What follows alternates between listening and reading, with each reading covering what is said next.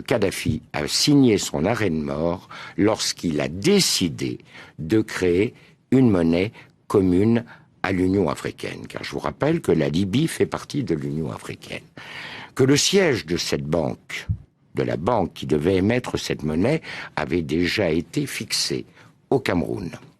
Je vous rappelle que dans le cadre du financement de cette banque, l'État libyen apportait 90% du capital requis.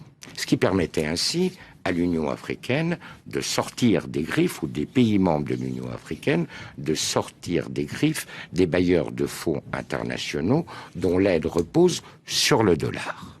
Ça a été pour lui une erreur cardinale, car à partir du moment où il a pris cette décision, il a heurté de front les intérêts des États-Unis et du dollar américain. Et vous avez un deuxième élément.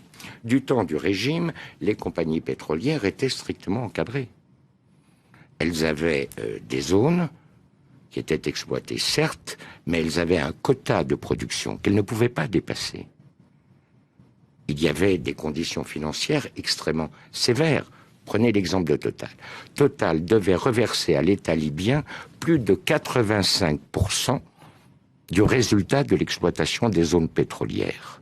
À partir du moment où le régime tombait, eh bien, chaque compagnie a fait ce qu'elle a bien voulu faire.